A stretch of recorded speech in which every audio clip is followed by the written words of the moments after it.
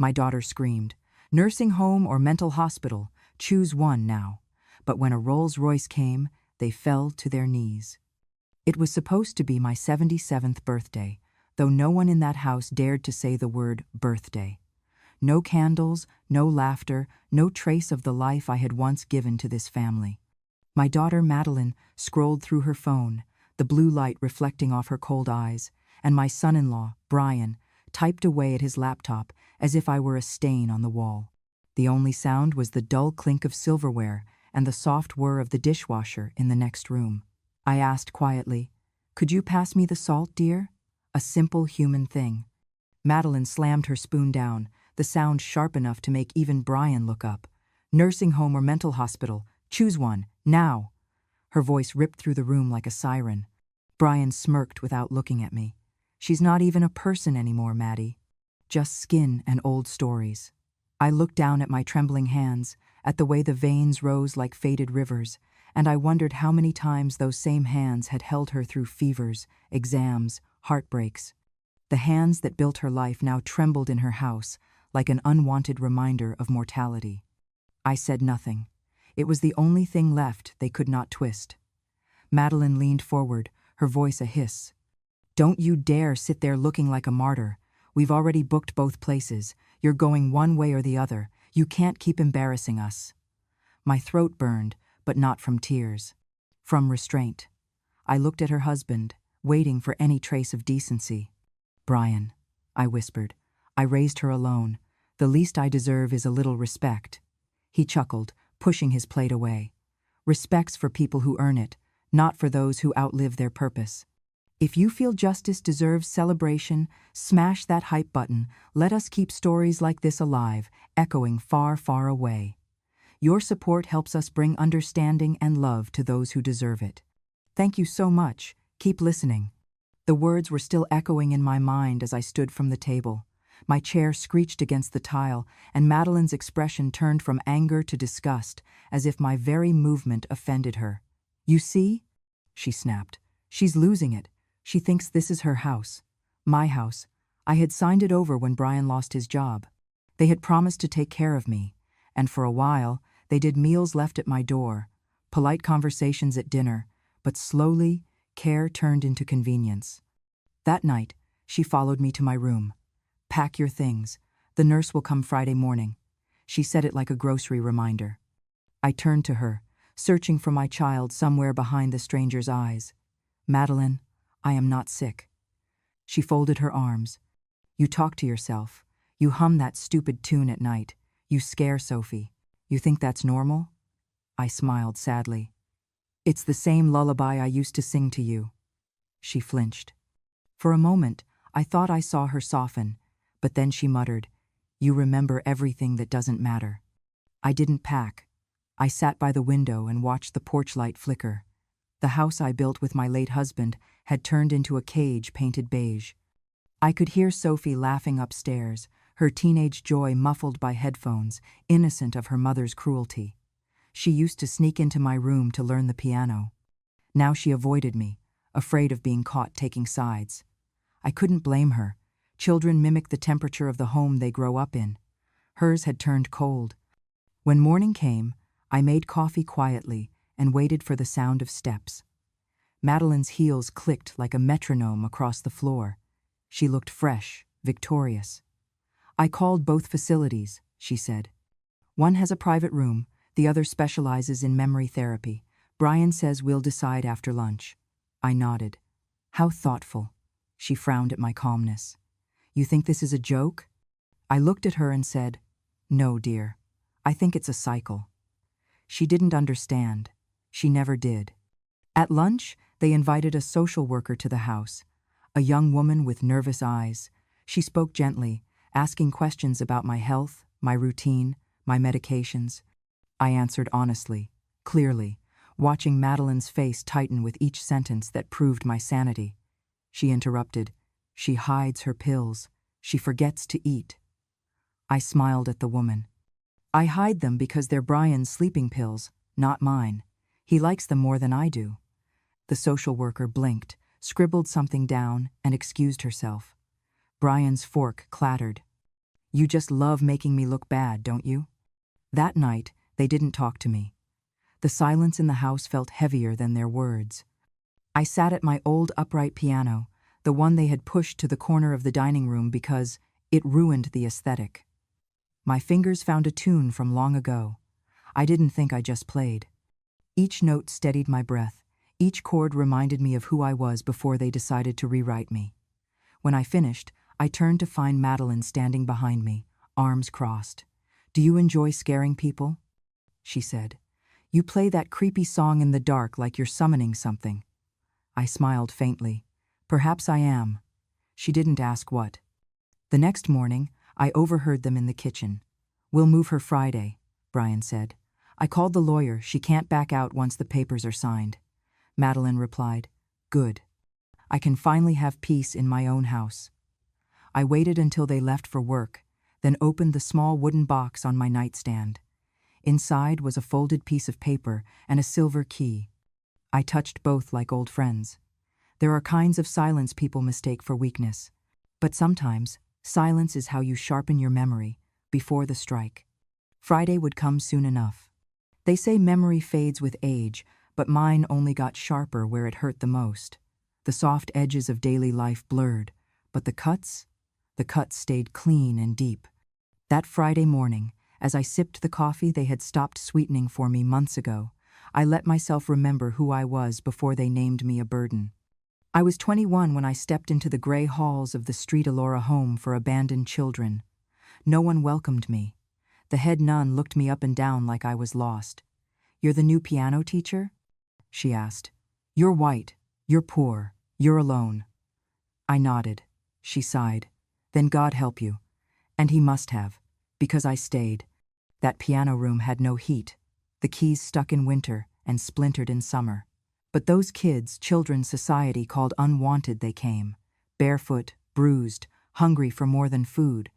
They sat on the cracked wooden bench beside me and learned not just notes, but breath, rhythm, patience. I taught them to wait for their moment. One of them, his name was August, was different. He was 10, could barely read, but had perfect pitch. He touched the keys like they were water, like he could swim inside them. I still remember the day his father came. August had missed dinner to practice for a small recital. When his father found out, he dragged him outside by the collar, yelling, "You think you're a little girl, huh? Playing like some sissy." The boy screamed. I ran after them. I remember grabbing the man's arm, the smell of whiskey on his breath, the hate in his voice. "You touch him again," I said, "and I'll make sure every bruise you leave sings your name to the judge." He spat on the ground and left. August did not speak for days, but he kept coming to practice. And when he played, I knew I had done one thing right. Years later, I heard he became something: a conductor, a teacher, a composer. But I never reached out. I did not want gratitude. I just wanted to know he had survived. By 30, I was quietly submitting my compositions under the name E. L. Quinn. I chose the name to hide. E for Evelyn, my middle name. L for Lyra. And Quinn, a name I gave myself, a shield from shame. Back then, a woman composing wasn't serious. A poor woman doing it? Laughable. I published through a Canadian house that never asked for a face. They only cared for the notes. My pieces made it into 2 symphonies, a school curriculum in Ontario, and even background music in a local news program. But no one knew it was me. I preferred it that way. And then Madeline came. Too early, too small. I remember sitting in that hospital, watching the machine breathe for her, while the nurse whispered numbers I pretended to understand. I sold my only piano to pay for her medication. I cut my hair for the first time in 10 years to pay the heating bill when she came home. She grew slowly, but strong. A quiet child with large eyes and a way of turning silence into judgment. When she was 10, I started composing again, quietly, during the nights. I taught her how to hold a melody, how to follow a metronome, but she never wanted to play. "It's too slow," she said. "Too old." I did not push. She wanted speed, noise, a life beyond tempo and time. At 16, she announced she wanted to study event management. I'm going to be someone, Mom, not a music ghost like you. I asked gently if she had considered teaching or something more stable. She threw her books on the floor. You're jealous, because I'll have the life you never could. I stood there, holding the tea I had made her, and watched my daughter shrink me into something pathetic. I didn't defend myself. She had already decided who I was. The university was expensive. She didn't get a scholarship. I picked up cleaning jobs in the evening. I stopped submitting compositions. I sold my second piano, the upright walnut one from the church. She never knew. I told her tuition came from an old friend's donation. She rolled her eyes. Must be pity money. No one gives you anything unless they feel sorry for you. She failed her second year, dropped out, blamed me. You made me feel small. You never believed in me. I didn't argue.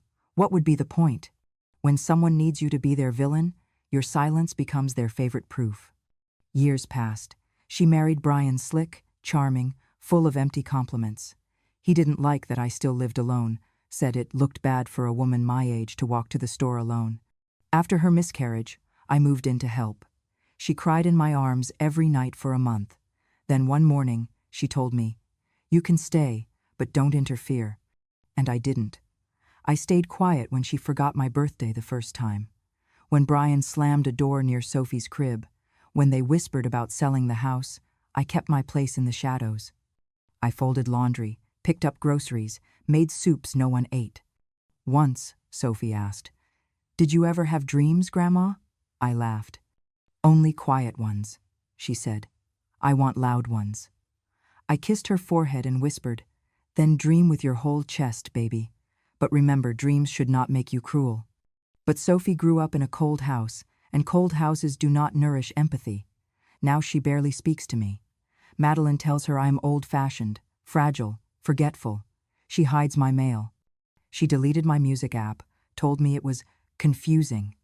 And yet I remember every note I ever wrote, every harmony I never shared. I do not forget, Madeline. I simply learned that a quiet woman is easier to erase. But I am not gone, not yet. Friday is coming, and I have not played my last piece. There is a kind of cruelty that doesn't shout, it hums quietly through the air, invisible but constant, like a broken light buzzing in the dark. In Madeline's house, that hum became my daily companion. It started small, with sighs that lasted too long, spoons dropped a little too loudly, and the look of disgust that followed when I spoke. But cruelty has a way of growing. It takes root when silence gives it space. Me lali do kong kong truth an nui noi ting. Me chi biet dan voi me thang nyang nyeo. She screamed one morning while curling her hair in the mirror. I had only suggested she save money on a decorator for her client's event. She looked at me through the reflection and sneered. "You never understood success, did you? You think it's noble to be poor. That's why you stayed one." I wanted to tell her I hadn't stayed poor out of choice. I wanted to remind her that I had turned down offers, that I had once been praised for a symphony she never knew bore my name. But what would that fix? She didn't want truth. She wanted someone to blame. I became her live in ghost-folding clothes, watching Sophie after school, cooking meals no one finished. Every evening, I cleaned the kitchen as they scrolled their phones in the living room. I could hear the television laugh track, the synthetic joy spilling into the hallway. Sometimes I paused at the doorway, thinking maybe I could sit for a minute. But Madeline would wrinkle her nose and say, "Mom, could you not sit on the white sofa? It holds smells." I asked what kind of smells. She said, "Old ones." Then she laughed. When Brian lost his job, he applied for caregiver benefits. I didn't understand the paperwork he asked me to sign. "It's for your insurance, Mom," he said with a smile that never reached his eyes. I trusted him after all. I lived under their roof.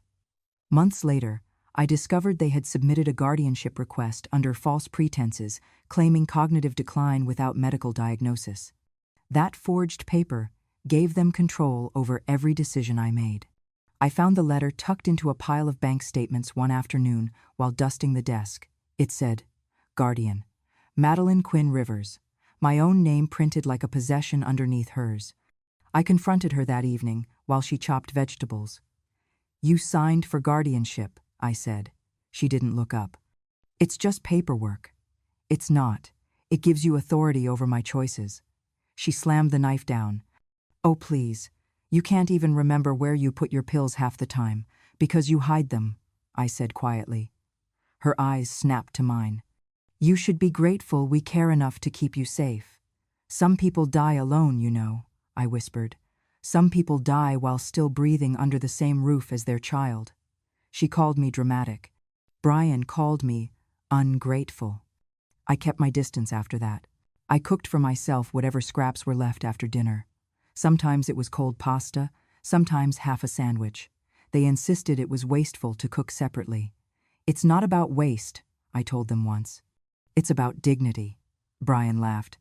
Dignity doesn't pay bills. Yet he was the one cashing checks with my name on them. The hypocrisy was endless. Madeline paraded around the neighborhood in pearl earrings and my old wedding necklace, the one my husband had given me when she was born.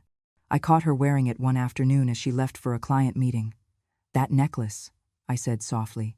It was for you eventually, but I thought you'd wait. She rolled her eyes. It suits me better now. You don't even go out. She didn't notice the tremor in my hand or the quiet click in my chest that followed. That was the moment something inside me began to harden. Sophie, my sweet granddaughter, used to sneak into my room at night. She would curl beside me under the quilt and whisper stories about her school, her friends, the boy she liked.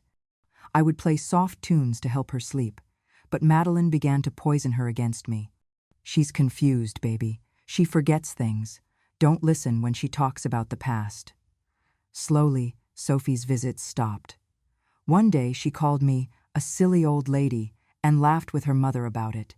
The sound of that laugh still cuts deeper than any insult. I tried to stay useful. I kept myself busy chores that were never enough, never noticed. But usefulness in that house was temporary. Every favor I did became a reason to remind me of my place. When I asked for a small corner in the living room to put my old photographs, Madeline refused. This isn't a museum, she said. It's my home. My home, once. My name was still on the deed, though they didn't remember, or maybe they pretended not to. Some nights, when the house went quiet, I would sit in my room and think of the children at Street Alora, the ones who had nothing but learned to give anyway. I used to tell them, music is memory you can hear. Now my own memories became music, soft and endless, repeating the same refrain, you are not safe here. The more they controlled me, the more careless they became. Madeline began speaking about me like I was already gone. Once she's settled, we can finally redo the kitchen, she said one evening. Maybe knock down that wall she hates. Brian nodded. The market's good. We'll sell in a year. They didn't notice me standing in the hallway, holding the laundry basket. They didn't notice anything unless it inconvenienced them. One afternoon, Brian's friend came over for drinks. I served them cheese and crackers, trying to be polite. He looked at me and said, "You're lucky. Most old folks don't have family like this." Brian grinned. "Yeah, we take care of her." I smiled back. "Yes, they do. They take care of everything I ever owned." His laughter filled the room, but it faltered halfway when he saw my face. I didn't need to say more. Madeline's cruelty wasn't spontaneous. It was rehearsed. She had learned to dress her resentment in righteousness. "You chose to stay here," she said whenever I flinched at her tone. "No one forced you." And she was right, in a way. I had chosen this for Sophie, for the illusion of family. I could have lived alone on my savings. I could have rented a room near the river and played piano in peace. But I chose the noise. I chose proximity to the people I once called home, and that choice became my cage. Every day she demanded gratitude for what she took. When the checks arrived, she said, "See, we keep a roof over your head." When I folded laundry, she said, "You like feeling useful, don't you?" When I asked to walk outside, she said, "You'll get lost." She said it with a smile, but her eyes were knives. The day she found the old sheet music in my drawer, she tore it in half. "Still clinging to your fantasy life?" she scoffed. "You never went anywhere with your little tunes." I reached for the torn pages and whispered, "They went further than you know." She didn't ask what that meant. In that house, my silence became their evidence of insanity. If I argued, I was hysterical. If I stayed quiet, I was senile. There was no way to win, but I kept listening. Listening to their plans, to their laughter, to the arrogance that made people careless with the truth. Because I had learned long ago. Those who think they have power always reveal the cracks in their voice when they lie. And one night, when the hum of cruelty became too loud to ignore, I looked at the piano in the corner and whispered to myself, "They've mistaken stillness for defeat." My fingers rested on the keys. The air vibrated, low and certain. Something in me, the same thing that had protected children in that cold orphanage, the same thing that had carried Madeline through her first breath, woke up again. I no longer wanted revenge. I wanted clarity. And clarity, I knew, always arrives in silence before the storm. It happened on a Wednesday morning. The tile floor in the upstairs bathroom had always been slick, and I had warned them countless times that the rug curled at the edges. No one listened. I was stepping out of the shower, careful as ever, when my heel caught the edge of that cursed rug. My back hit the floor first, then my head. The sound was a dull, wet crack, like a vase shattering inside a drawer. I remember the silence afterward. I remember thinking I should scream, but then wondering if it would even matter. The world tilted sideways. I closed my eyes, hoping someone would come quickly. But no one came. It was 8 hours. 8 hours I lay there on the cold tile, drifting in and out of a daze, tasting blood at the back of my throat. When I finally opened my eyes for good, I was staring at the peeling ceiling above the toilet. My limbs were stiff, my mouth dry, and the door still closed. No footsteps, no one checking, nothing. When Madeline finally found me, it wasn't because she had gone looking. She had come upstairs to grab her nail kit. I heard her gasp and then say flatly, "Oh God, Mom?" She didn't kneel. She didn't touch me. She called for Brian, who stomped in like he was walking into an overbooked meeting. I tried to speak, but my voice rasped. Brian looked down at me with irritation, not concern. "She's playing again," he said. "You remember last year, right? Same stunt, fell outside just to get Sophie's attention." Madeline didn't answer. She walked away to get her phone and call their private physician. No ambulance, no urgency. Just cold hands pulling me up, wrapping me in a towel like I was something dirty they didn't want staining the floor. Later, in bed, a bruise blooming down my shoulder, I listened to the doctor whispering in the hallway. "She's clearly confused. She thinks someone pushed her. I'd recommend evaluation. Early signs of cognitive decline." Madeline answered too fast. "We've noticed. She talks to herself, plays that old music at night. It's unsettling." The doctor asked, "Has she signed any advance directives?" Brian said, "She's under our guardianship now. You can send everything to me." The next morning, they told me I had 5 days to pack. No discussion, no kindness, just, "You'll be moving somewhere more appropriate." Brian waved a brochure in front of me like he was offering me a vacation package. Private rooms, soft meals, trained staff, all covered, thanks to the paperwork we signed. He added with a smug smile, "You're lucky we care so much." I said nothing. There was nothing left to say. That night, I sat in front of the piano. They had pushed it to the corner of the dining room, but they never unplugged the keyboard. My fingers trembled as I lifted the lid. I had not played since the fall. I had not trusted my hands since they stopped shaking for love and started shaking from rage. I pressed 3 notes. F, A, C. It was not a melody. It was a signal, a promise from a lifetime ago. August.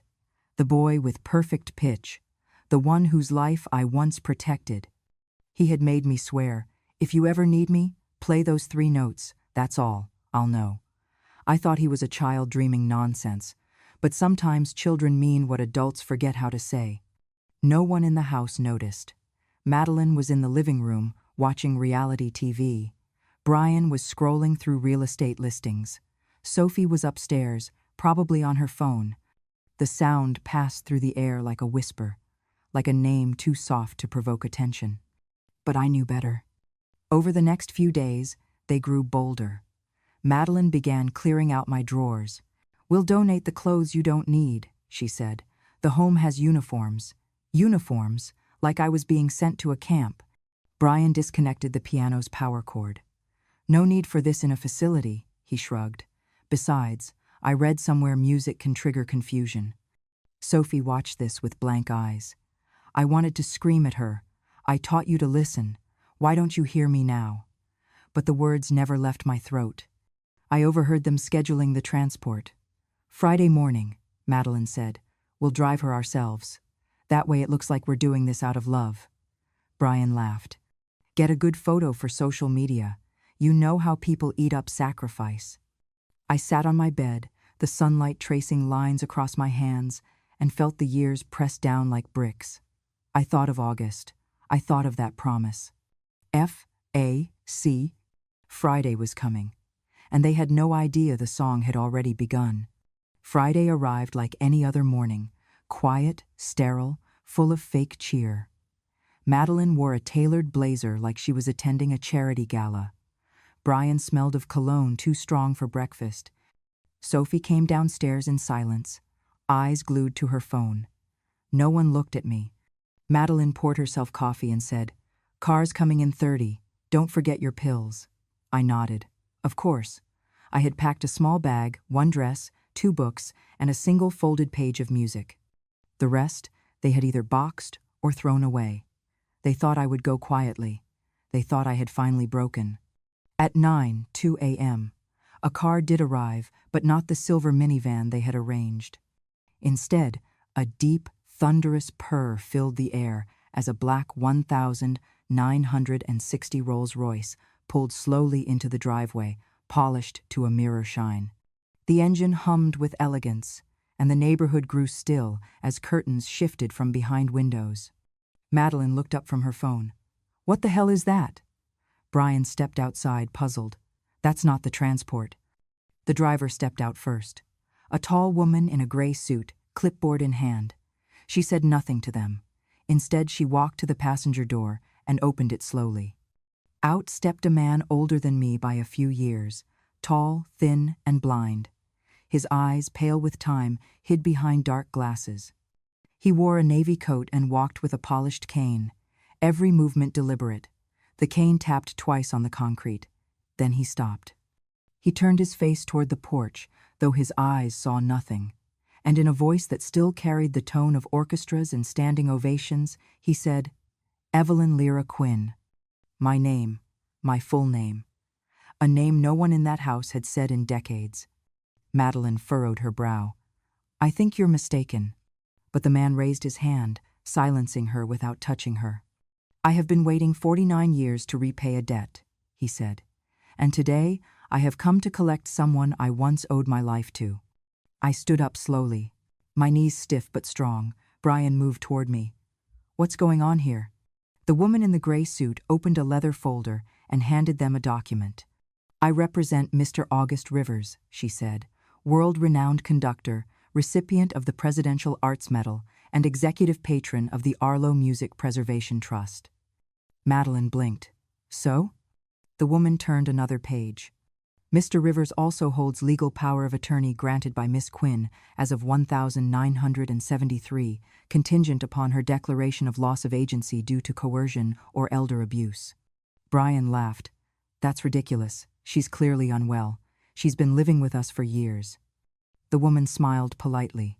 "Yes, and we have 3 years of audio recordings that verify how you've used that time."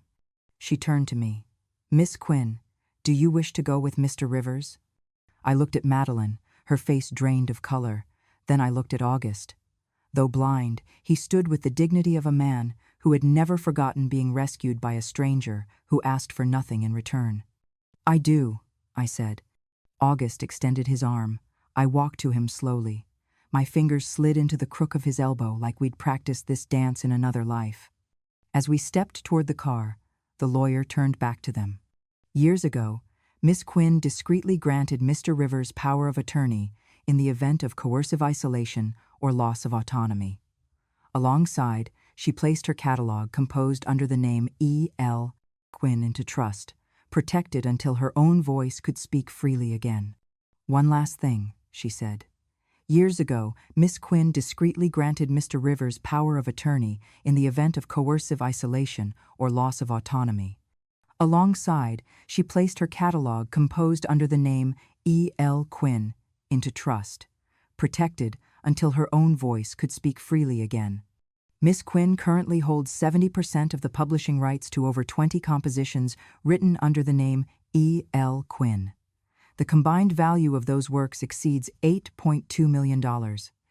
She has full financial authority, effective immediately. Madeline choked. That can't be. She was just a piano teacher. August smiled. She was the ghost in every melody you ever heard, and never cared to ask who wrote. Her silence was your fortune. Now it is her freedom. Brian reached for his phone. We'll fight this. You're welcome to, the woman replied. But know that the deed to this house was never legally transferred. Miss Quinn is still the rightful owner. Your guardianship claim was filed under fraud. You may want to contact your own attorney. They said nothing more. As I climbed into the back seat of the Rolls-Royce, I felt no triumph, only release. August sat beside me. As the car pulled away, he reached into his coat and pulled out a cassette tape. I kept it, he said. The first piece you ever played for me. You hummed it into my ear while I cried in your lap. I closed my eyes. I remember, I whispered. We rode in silence. But it was a different kind of silence. Not the silence of being erased, the silence of being remembered. The courtroom was cold, but not because of the air conditioning. It was the kind of chill that settled into your bones when you realized people you once trusted were now pointing fingers across polished wood and sterile walls. I sat beside August, who kept a gentle hand resting on his cane, as if grounding us both. My attorney, Miss Calloway, stood tall and steady as the judge called the session to order. Case number 4832. Civil claim regarding elder abuse, coercive guardianship, and financial exploitation. Madeline sat across the aisle, pale, trembling. Brian sat stiff beside her, jaw clenched, lips thin. Sophie was behind them, shoulders hunched, her face unreadable. Miss Calloway began calmly, like she had done this 100 times. She handed the judge a small USB drive. Your Honor, the following audio recordings were taken over a span of 26 months. They are Miss Quinn's personal documentation done without knowledge of the defendants due to escalating verbal, psychological, and financial abuse. The judge nodded. The courtroom fell silent. The audio began to play. Madeline's voice, I don't care if she cooked. She'll eat what's left. You don't reward parasites. Brian, I swear, if she plays that damn piano again, I'll throw it out. She doesn't even know what year it is. Another clip. Madeline, again. Let her sit in her room. The less she speaks, the less she confuses Sophie. Then my voice. Soft, fragile. Please don't take my letters. Madeline, you don't get privacy when you live off someone else's mercy. I looked straight ahead. I did not flinch. I had heard these words before. I had survived them once in the moment, and now again in front of strangers. The judge turned to Madeline. Do you deny saying these things? Her lawyer whispered frantically in her ear, but she stood up crying. I didn't know she was recording. I was frustrated. I was tired. The judge raised a hand. Miss Quinn was legally competent. You were not her guardian by law.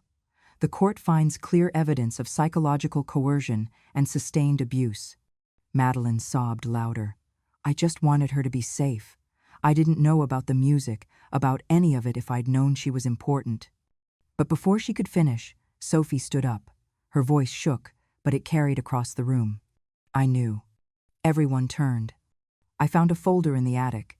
It had her signature E. L. Quinn and a piece of music titled, For Sophie, in Silence. I compared it to the one in the public registry. It matches. She looked at her mother. You erased her because she made you feel small, but you didn't see what she was saving for us. You destroyed something we could have been proud of. Madeline sat down, silent now. The judge issued the ruling. Full restitution to be paid, immediate removal from the property, public apology required under the settlement. I did not smile. I did not cry. I simply placed my hand on the table and exhaled. When we left the courtroom, August whispered, "Justice has its sound." Today, it played in tune. And I, for the first time in years, felt the air on my face as something that truly belonged to me. I never returned to that house, not even to collect the last of my things. Let them keep the furniture, the curtains, the walls. Let them hold onto a space that never belonged to them in spirit. I had somewhere else to be. In New Orleans, nestled above a quiet bookstore near the river, I found a studio apartment with tall windows, warm wood floors, and a corner just perfect for a piano. I bought one not new, not perfect, but full of life. I did not decorate the place with framed awards or newspaper clippings. I hung music instead. Manuscripts, old notes, scribbles on napkins, dried flowers tucked between pages. Every inch of the room whispered, "I am still here." I began teaching again, but not for children this time.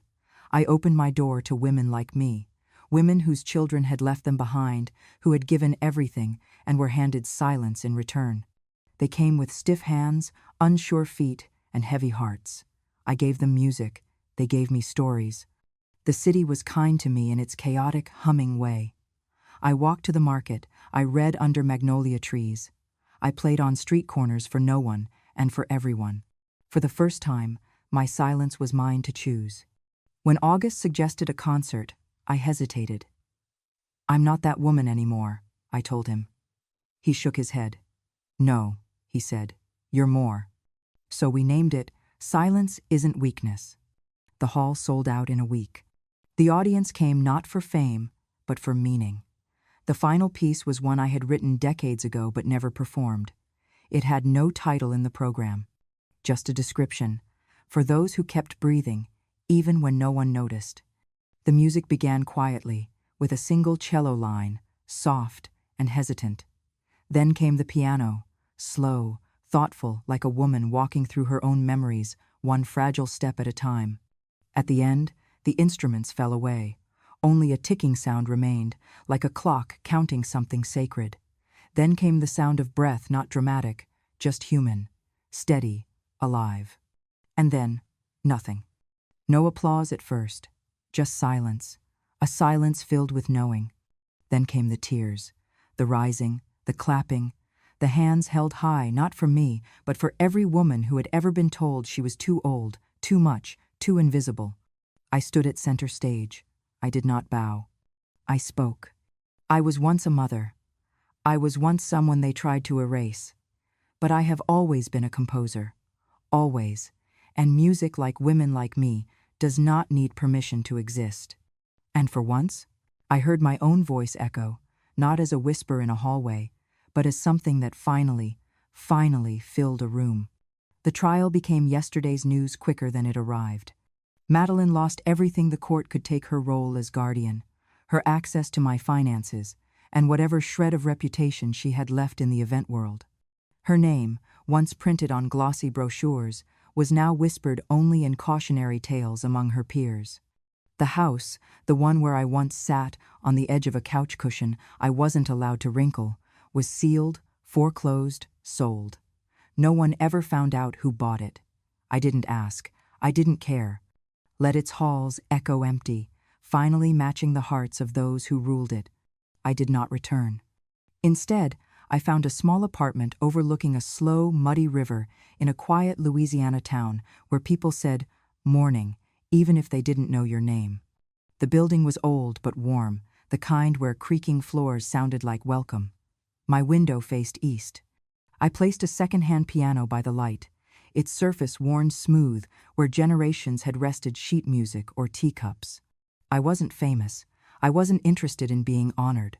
I turned down interviews, awards, spotlights. I had nothing to explain. I had already said everything through music. What I did instead was simple.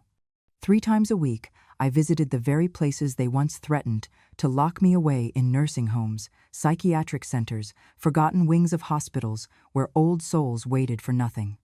I came not because I was called, but because I remembered what it felt like to be left behind. I brought no posters, no programs. I sat at whatever keyboard or upright was available, cracked keys and all. I played not for performance, but for presence.